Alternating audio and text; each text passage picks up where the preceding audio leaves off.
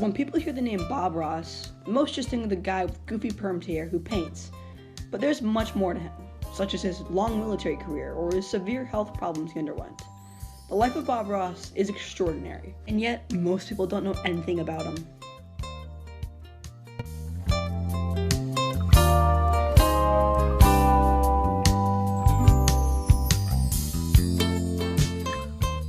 Ollie Ross gave birth to Robert Norman Ross, or now more commonly known as Bob Ross, on October 29, 1942. His parents, Jack and Ollie Ross, lived in Daytona, Florida at the time of his birth, although Bob Ross was raised in Orlando, Florida. His father was a carpenter and his mother was a waitress.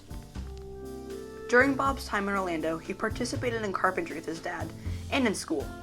He dropped out of high school in the 9th grade, and shortly after that, he accidentally chopped off the tip of his index finger while carpenting with his father. It was at this time that he decided that carpentry may not have been for him. He struggled to find other professions to fall into. At the age of 18, Ross enrolled in the U.S. Air Force. Because he was somewhat small and his feet were relatively flat, he couldn't become a pilot or anything of the sorts. Instead, his role was being a drill sergeant. Over a short period of time, he rose to the rank of first sergeant, and he was moved to the clinic at Yellowstone Air Force Base in Alaska.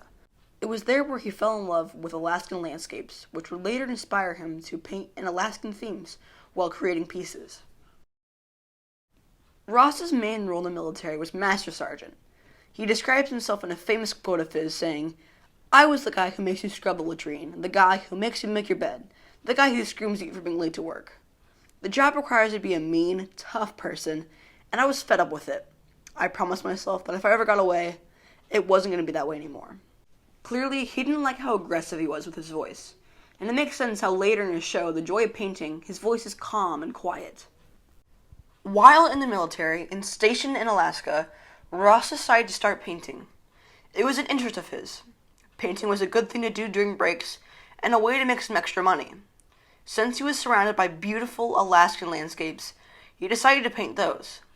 While teaching himself how to paint, he discovered the show The Magic of Oil Painting.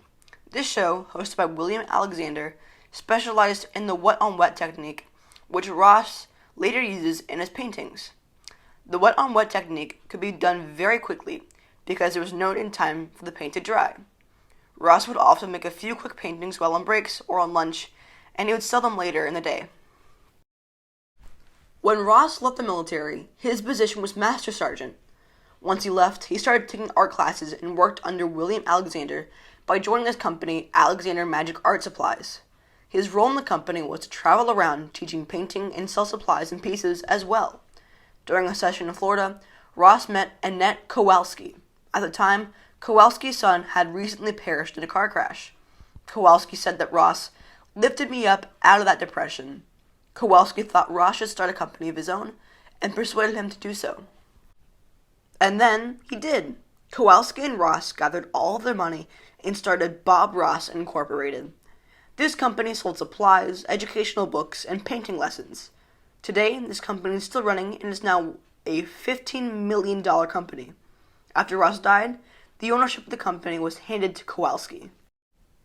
Most people know Bob Ross by his famously permed hair, but what most people don't know is that he absolutely hated his hair.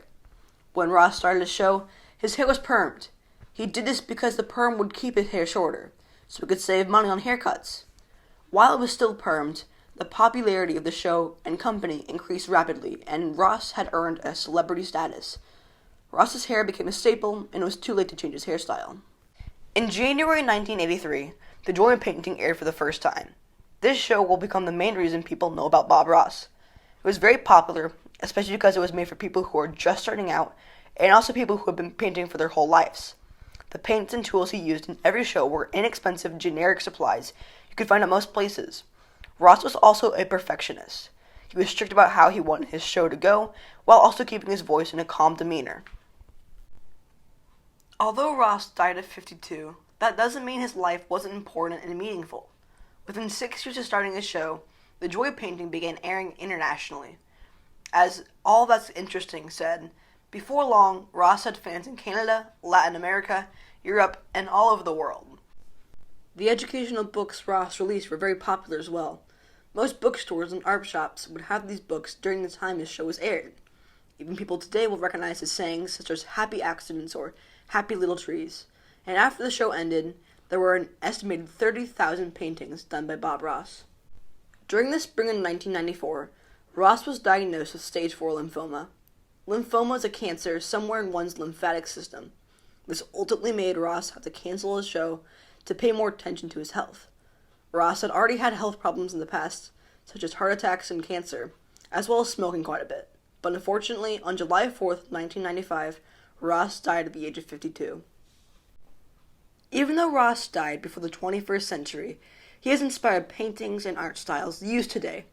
His show has had reruns, and the videos on his YouTube channel have had several millions of views. His life is absolutely remarkable, from spending about 2/5 of his life in the military as a drill sergeant to becoming an entrepreneur and hosting his own peaceful and calming painting show. Without a doubt, his legacy will live on for as long as humanity continues to paint.